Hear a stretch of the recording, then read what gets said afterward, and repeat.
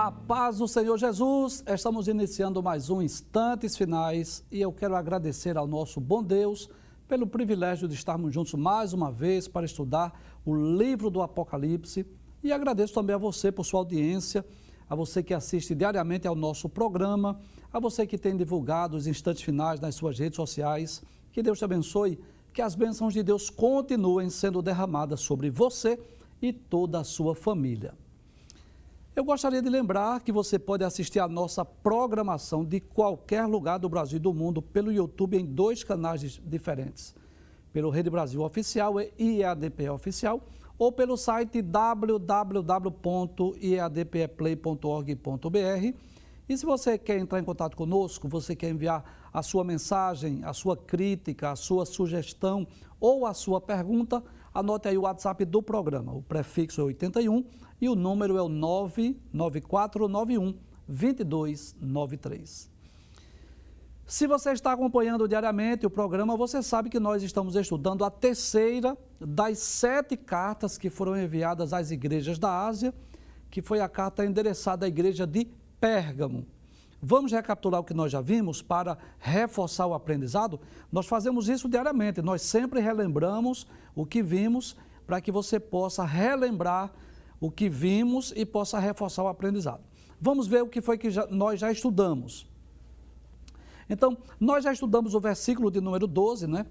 Onde Jesus revela-se como aquele que tem a espada aguda de 2 fios. Nós já dissemos que essa espada fala de juízo, fala de julgamento e fala também sobre o poder da palavra de Deus.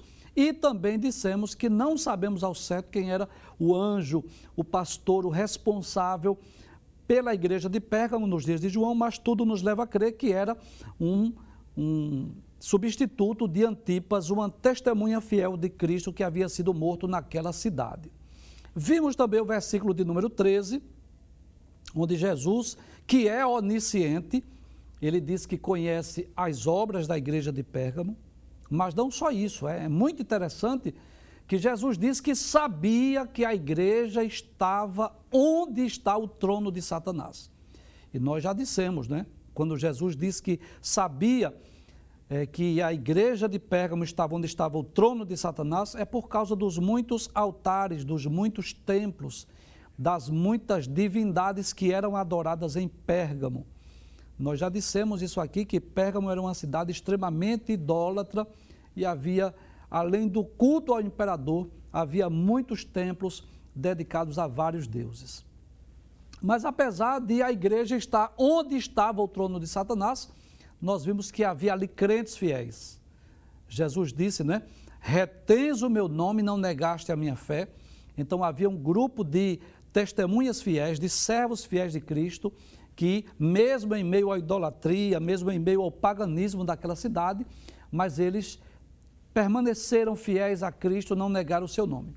Jesus também faz menção a Antipas, uma fiel testemunha, que foi morto lá na cidade de Pérgamo. Tudo leva a crer que Antipas foi um discípulo do apóstolo João e que ele morreu, mas não abandonou, não negou a sua fé.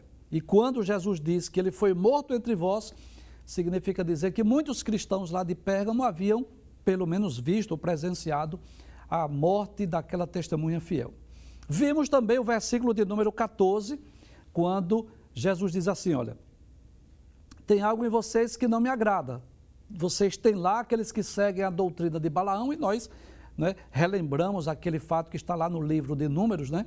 Quando Balaão foi convidado por Balaque para amaldiçoar o povo de Deus, e como ele não pôde amaldiçoar o povo de Israel, ele aconselhou, não é, Balaque que os filhos de Israel se juntassem com os moabitas e assim eles se prostituíram, adoraram outros deuses, outros ídolos, né, lá do paganismo, e assim nós podemos entender que lá em Pérgamo havia também essa doutrina. Os servos de Deus estavam se misturando e participando tanto dos cultos idólatras, como também comendo carne que era oferecida a ídolos. Hoje nós vamos dar continuidade ao estudo dessa carta e vamos estudar a partir do versículo 15. Vamos ver o que diz a palavra de Deus. Jesus diz assim, assim tens também os que seguem a doutrina dos nicolaítas. Então eu posso dizer, né, sem medo de errar, que havia 3 grupos de cristãos na igreja de Pérgamo. Primeiro, havia aqueles crentes fiéis, aqueles que guardaram a palavra de Deus, que não se envolveram com heresias, que não seguiram doutrinas antibíblicas. Você pode observar aí na sua Bíblia, né, no capítulo de número 2, versículo de número 13, onde Jesus diz, retens o meu nome e não negaste a minha fé. Então, com certeza, havia ali um grupo de crentes fiéis, que embora que a igreja estivesse no meio de uma cidade pagã, no meio de uma cidade idólatra, mas eles se mantiveram fiéis, guardaram a palavra de Deus, não negaram a Cristo, não negaram a fé. Mas havia também o segundo grupo, que eram aqueles que seguiam a doutrina de Balaão, como nós já vimos, está no versículo de número 14. Se você está acompanhando o programa, nós já explicamos. Jesus diz, mas umas poucas coisas tenho contra ti, porque tens lá os que seguem a doutrina de Balaão.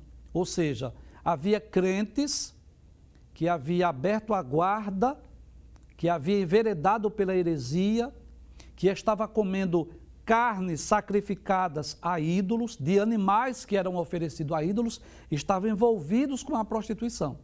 Era o segundo grupo. Mas havia ainda o terceiro grupo, que era esse que seguia a doutrina dos nicolaítas. Vamos ver o texto mais uma vez? Observe. Tens lá os que seguem a doutrina dos nicolaítas. Olha, nós não sabemos ao certo o que era a doutrina dos nicolaítas. Que doutrina era essa que estava sendo pregada, que estava sendo ensinada em Pérgamo? Eu vi vários autores, li vários livros, mas nenhum chega a uma conclusão. Então não vamos nos atrever a dizer o que era essa doutrina. Possivelmente tudo leva a crer que eram seguidores de um herege chamado Nicolau, que há até quem diga que era um dos 7 diáconos que se corrompeu posteriormente. Mas não podemos provar isso. Possivelmente faziam parte do gnosticismo, mas não temos como comprovar nenhuma dessas informações, né? Mas uma coisa nós podemos dizer, isso aí nós podemos dizer com muita tranquilidade, que na carta endereçada à igreja de Éfeso, Jesus repreende as obras dos nicolaítas, e na carta enviada à igreja de Pérgamo, Jesus repreende a doutrina dos nicolaítas. Então nós vamos perceber que havia as doutrinas e as obras dos nicolaítas. Vamos ver? Abra a sua Bíblia. É muito importante que você acompanhe o programa com a sua Bíblia para você poder conferir o que estamos dizendo. Capítulo 2, versículo 6, que foi a carta enviada à igreja de Éfeso, nós já estudamos essa carta. Você deve lembrar, observe. Tens, porém, isto, que aborreces as obras dos nicolaítas, as quais eu também aborreço. Então, a igreja de Éfeso, ela foi elogiada. Por quê? Porque os crentes de Éfeso, eles rejeitaram, eles aborreceram as obras dos nicolaítas. Mas veja o que diz o versículo 15. Assim tens também, essa sim, a carta escrita à igreja de Pérgamo, né? Assim tens também os que seguem a doutrina dos nicolaítas.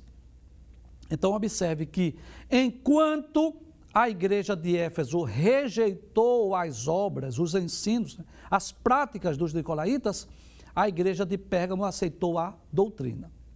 Então eu posso dizer que a igreja de Pérgamo, ela estava enfraquecida, ela estava fragilizada por causa das heresias, por causa dos falsos ensinos, por causa das falsas doutrinas. E a história da igreja nos mostra que as heresias, os falsos ensinos, as falsas doutrinas são mais perigosas do que a própria perseguição. Foi por essa razão que os apóstolos, todos eles advertiram a igreja quanto ao perigo dos falsos profetas, dos falsos mestres, dos falsos doutores, dos hereges. Quando nós lemos as epístolas, nós vamos observar que todos os apóstolos advertiram a igreja quanto ao perigo dos falsos ensinos no meio da igreja. Então, observe que coisa interessante. Nós já estudamos, nós já dissemos isso. Como Satanás percebeu que a perseguição não deteve o avanço da igreja, apesar das perseguições, apesar de prender muitos cristãos, de queimar muitos cristãos, e muitos cristãos serem mortos, devorados pelas feras, queimados vivos, mas o que aconteceu? O evangelho cresceu e se espalhou pelo mundo. Então Satanás agora usa a falsa doutrina, os falsos ensinos, as heresias para corromper a igreja. Eu gostaria de ler aqui vários versículos, vários textos bíblicos que nos falam sobre o perigo da heresia. E isso está, escrito em vários textos bíblicos. Vamos começar lá no livro dos Atos dos Apóstolos, capítulo de número 20. Observe o que diz os versículos 28 a 30, é o discurso de Paulo aos anciãos da igreja de Éfeso. Veja que Paulo prevê o que iria ocorrer com a igreja após a sua partida. Atos capítulo 20, versículos 28 a 30 diz assim: Olhai por vós e por todo o rebanho que o Espírito Santo vos constituiu bispos, para apacentares a igreja de Deus, que ele resgatou com o seu próprio sangue. Paulo está falando com os anciãos da igreja de Éfeso, ele estava ainda em Mileto, Porque eu sei isto, o que é que tu sabes, Paulo? Que depois da minha partida, entrarão no meio de vós lobos cruéis que não perdoarão o rebanho. Então Paulo aqui estava prevendo pelo Espírito Santo.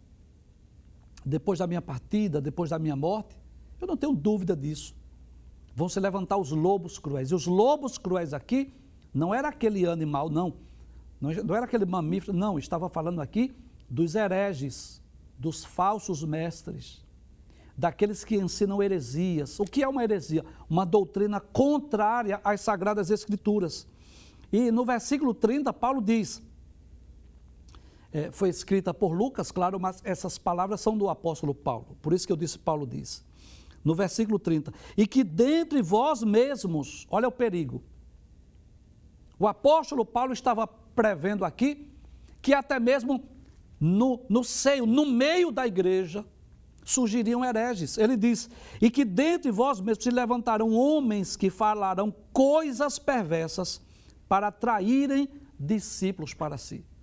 Então Paulo estava advertindo a igreja, olha, depois da minha partida vão levantar lobos cruéis, homens que vão atrair os discípulos para si. Ele estava falando de quem? Falsos mestres, falsos doutores, falsos apóstolos, falsos profetas que iriam se levantar no meio da igreja.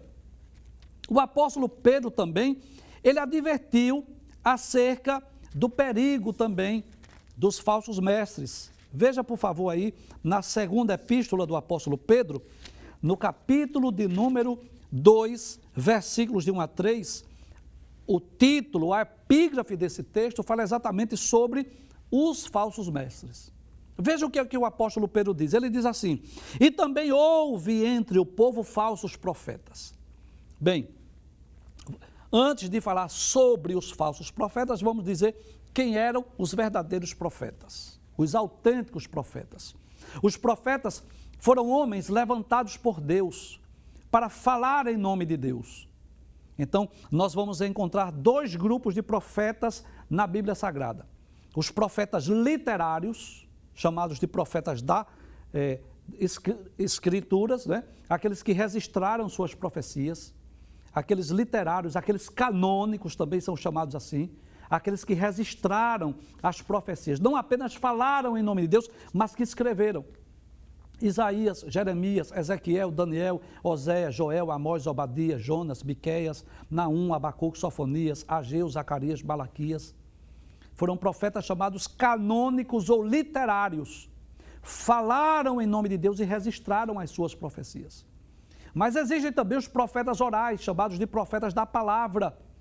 Aqueles que apenas falaram em nome de Deus, mas não registraram suas profecias. Ainda que alguém tenha escrito ou registrado as profecias deles. Dentre eles estão Elias, Micaías, profeta Ias, profeta Eliseu e outros, que não deixaram nenhum livro escrito, mas alguém escreveu acerca deles. Então, os verdadeiros profetas foram aqueles levantados por Deus para chamar o povo ao arrependimento, para combater o pecado, para anunciar eventos futuros, para trazer uma mensagem de fé, de esperança para o povo de Deus.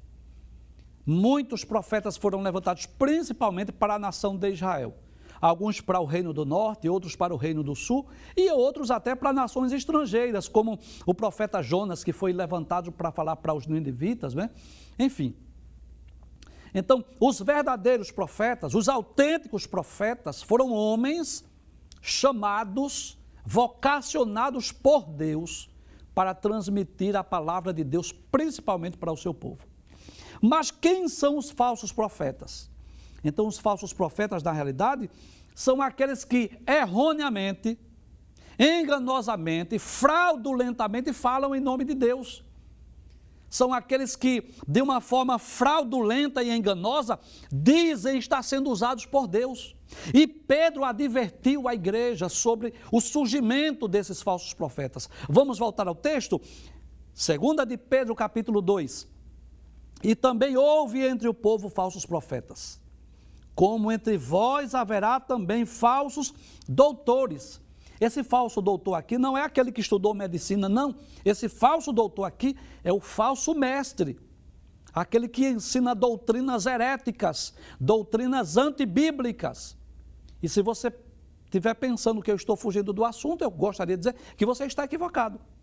Porque nós estamos falando que um dos problemas da igreja de Pérgamo era exatamente o surgimento de falsos profetas, de falsos mestres, porque estavam ensinando as doutrinas dos nicolaítas. O que Jesus reprovou. E se Jesus reprovou, é porque eram doutrinas antibíblicas. Aí Pedro diz, esses falsos doutores, o que é que eles vão fazer? Observe, introduzirão encobertamente heresias de perdição. Então, o que é uma heresia? Um ensino deturpado, contrário às Escrituras. Um ensino diferente daquilo que foi ensinado por Jesus e pelos apóstolos. E negarão o Senhor que os resgatou, trazendo sobre si mesmos repentina perdição. E o perigo maior, Pedro diz assim, e muitos seguirão as suas dissoluções. Em outras palavras, as suas heresias, seguirão os seus ensinos, seguirão as suas doutrinas, pelos quais será blasfemado o caminho da verdade. O caminho da verdade aqui, que é o evangelho, seria blasfemado. E por avareza, por amor ao dinheiro, pelo amor exagerado ao dinheiro, Pedro diz, farão de vós negócio com palavras fingidas, sobre os quais já de largo tempo não será tardia a sentença e a sua perdição não dormita. Como que diz assim, olha, inevitavelmente serão punidos, serão castigados. Mas observe, não é só Paulo, não é só Pedro que adverte sobre os falsos mestres. O apóstolo João, sim, isso mesmo, o mesmo que escreveu o Apocalipse. João escreveu 5 livros, o Evangelho, 3 epístolas e o livro do Apocalipse, né? Então, o apóstolo João, na sua primeira epístola, no capítulo 4, lá pertinho do Apocalipse, veja o que diz 1 de João, capítulo 4, versículos 1 a 3. Amados, não creiais em todo o espírito, em outras palavras, não creia em toda doutrina, não creia em todo ensino, não creia.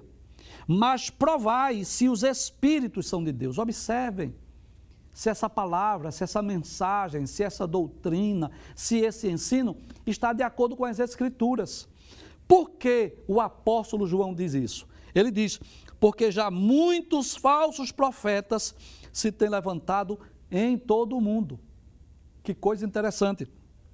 João já estava dizendo que nos seus dias, muitos profetas, falsos profetas, melhor dizendo, haviam se levantado. Versículo 2, nisto conhecereis o Espírito de Deus. Todo espírito que confessa que Jesus Cristo veio em carne é de Deus. E todo espírito que não confessa que Jesus Cristo veio em carne não é de Deus, mas é o espírito do anticristo, do qual já ouviste que há de vir, e eis que já está no mundo.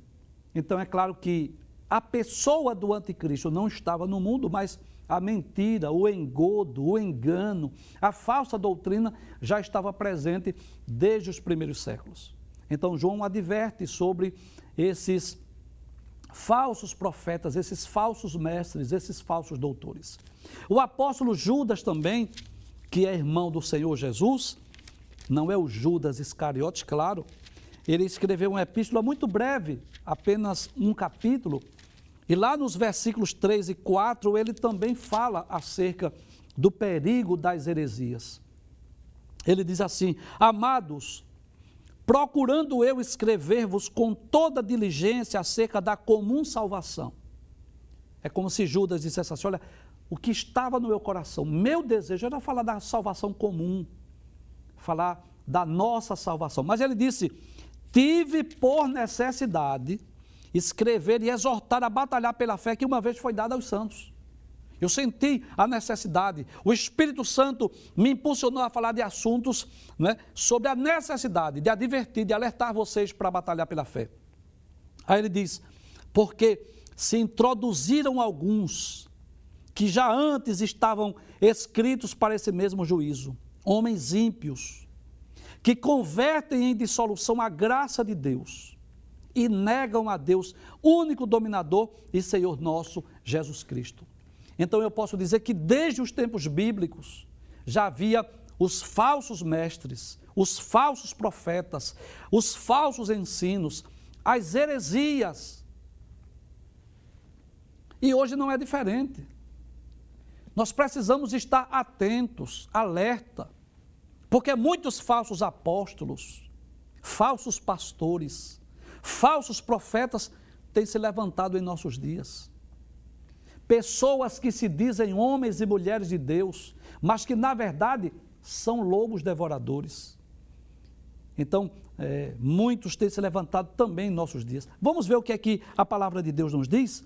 Isso, inclusive, é um cumprimento dos sinais proféticos.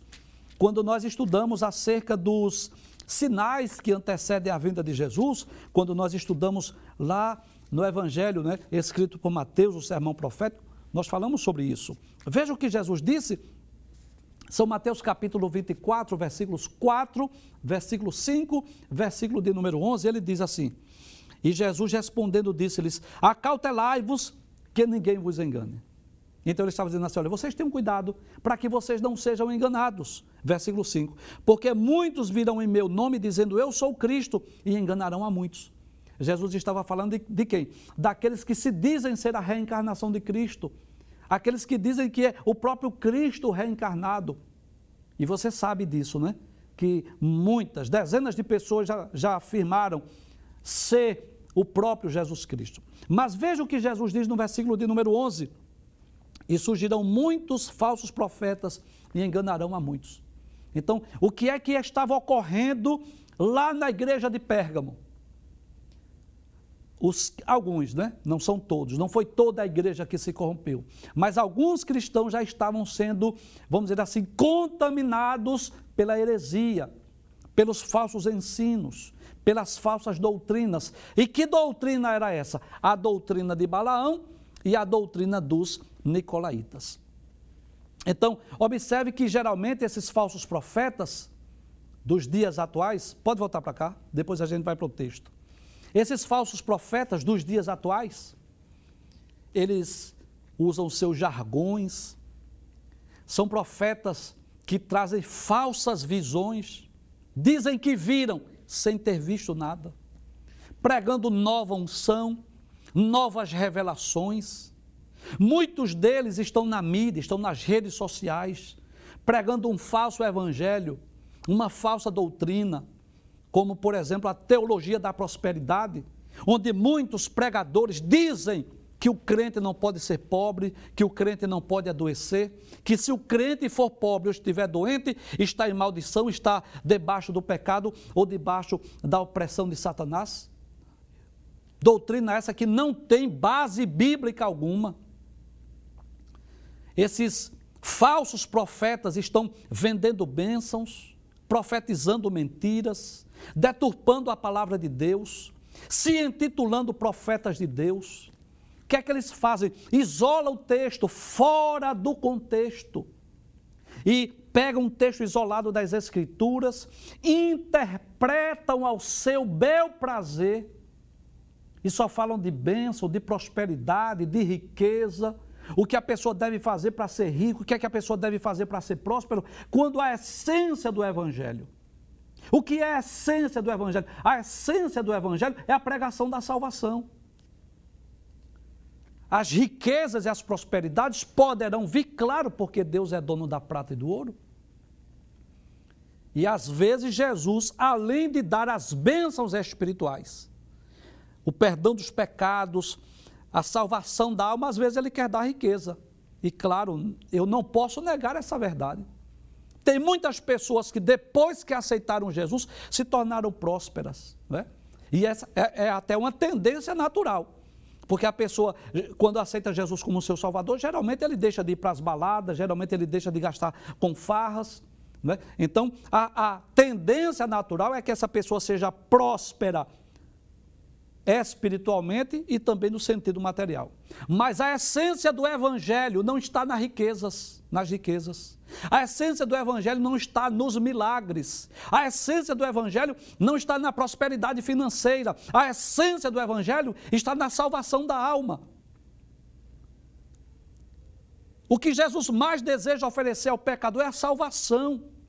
Você deve lembrar do que está no capítulo 2 do Evangelho escrito por Marcos, que lá em Cafarnaum, quando Jesus estava lá na casa, muita gente, a casa cheia, 4 homens trouxeram um homem paralítico e como não puderam entrar, abriram o telhado, trouxeram o homem à presença de Jesus e quando aquele homem chegou, Jesus disse: filho, tem bom ânimo, perdoados te são os teus pecados. Que coisa interessante. Em primeiro lugar, Jesus estava interessado em salvar aquela alma, salvar aquele pecador.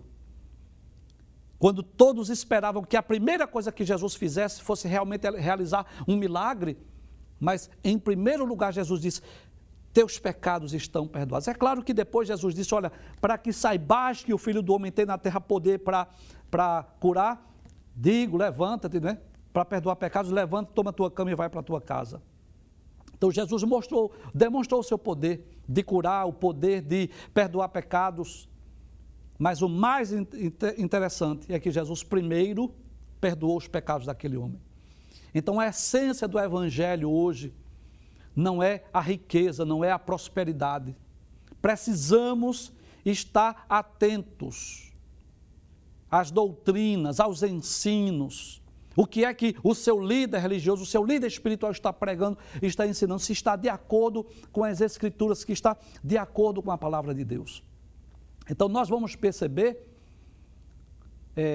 que na história da igreja cristã, a igreja de Pérgamo representa exatamente o terceiro período da história da igreja, que é exatamente a igreja imperial, onde houve o casamento, onde houve a união da igreja com o Estado.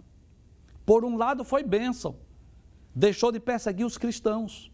Por um lado foi bênção, os cristãos começaram a ser beneficiados porque o imperador Constantino começou a construir templos, igrejas, foi bênção. Mas no sentido doutrinário, no sentido da pureza, da essência do Evangelho, foi exatamente nesse período que começou a se infiltrar as heresias, os falsos ensinos. Foi exatamente nesse período que começou a adoração a Maria, a mariolatria. Começou exatamente a reza pelos mortos. Começou exatamente a doutrina do papado e muitas heresias, muitos falsos ensinos que são ensinados hoje por igrejas que são milenares, mas que não têm base bíblica alguma. Então Jesus estava repreendendo a igreja de Pérgamo, pelo fato de eles permitirem que a doutrina, não só de Balaão, mas a doutrina dos nicolaítas estivesse presente no meio da igreja. E é interessante nós observarmos que Jesus deixa bem claro que ele aborrece tanto as obras quanto as doutrinas dos nicolaítas. Observe isso, Apocalipse capítulo 2, versículo 6 e versículo de número 15. No versículo 6, Jesus diz à igreja de Éfeso, nós já estudamos esse texto: Tens, porém, isto, que aborreces as obras dos nicolaítas. Jesus estava elogiando a igreja de Éfeso, aos crentes lá de Éfeso. Ele diz assim: vocês estão aborrecendo as obras dos nicolaítas, as quais eu também aborreço. Mas veja que no versículo 15, que é exatamente da igreja de Pérgamo, abre o texto por gentileza, ele diz assim: tens também os que seguem a doutrina dos nicolaítas, o que eu aborreço. Observe que os crentes de Éfeso aborreceram, mas alguns, não foi toda a igreja de Pérgamo, alguns de Pérgamo estavam seguindo as doutrinas dos nicolaítas. E nós já dissemos aqui, nós já explicamos, quando nós falamos sobre a carta enviada à igreja de Éfeso, que o nosso dever, o nosso compromisso, a nossa responsabilidade, a nossa missão é aborrecer tudo que Jesus aborrece e amar tudo que Jesus ama. Então, se Jesus aborreceu as obras dos nicolaítas e a doutrina dos nicolaítas, Jesus diz que aborrece ambas as coisas. É dever nosso do cristão aborrecer tanto as obras quanto as doutrinas dos nicolaítas. Jesus aconselha, né, aqueles cristãos, a partir do versículo de número 16, Jesus vem aconselhar aqueles cristãos. Mas Jesus sempre nas 7 cartas, Jesus identificava o erro, Jesus identificava o problema, a falha da igreja, mas Jesus mostrava o caminho da restauração. Sim, porque Jesus sempre visa a santidade da igreja. O desejo de Cristo não é que a igreja permanecesse dividida como estava, uns guardando a sã doutrina, outros seguindo a doutrina de Balaão, outros seguindo a doutrina dos nicolaítas. Não era isso que Jesus queria. E o que é que Jesus faz? Jesus mostra o caminho da restauração. E qual é o caminho da restauração? Qual é a solução para aquele problema que Jesus oferece? Está no versículo de número 16. Vamos ver o texto, o que é que diz a palavra de Deus? Observe que Jesus diz assim: arrepende-te. Então, o que é que Jesus esperava dos crentes lá de Pérgamo? E por que não dizer de todo aquele que está envolvido com heresias? Seguindo falsos mestres, seguindo falsos doutores, seguindo falsas doutrinas. O caminho é o mesmo, a solução é a mesma. A solução está exatamente no arrependimento. Nós dissemos aqui em outras ocasiões que, embora essas cartas sejam cartas milenares, elas tenham falado à igreja há 2 milênios atrás, mas eu não tenho dúvida que ela fala para nós hoje. Então, o caminho que Jesus oferece aqui como a solução para resolver de uma vez por todas o problema é exatamente o arrependimento. E o que é arrependimento? Nós já falamos aqui. É uma tristeza profunda pelo pecado cometido. O que é que Jesus esperava dos crentes lá em Pérgamo? Que quando chegasse aquela carta, que o líder, o pastor, começasse a ler: olha, umas coisas tenho contra ti, vocês têm lá os que seguem a doutrina de Balaão, vocês têm lá os que seguem a doutrina dos nicolaítas. Aí Jesus diz assim: arrepende-te. O que Jesus esperava? Que os crentes pudessem cair em si, acordar, despertar, eles pudessem conscientizar-se de que aquele caminho, o caminho da heresia, do falso ensino, de seguir os falsos mestres, os falsos pastores, não estava agradando a Deus. E nós já dissemos aqui que arrependimento, que é uma tristeza profunda pelo pecado cometido com o desejo de abandonar o pecado, não é uma exigência só para pecador, não. Principalmente para o pecador.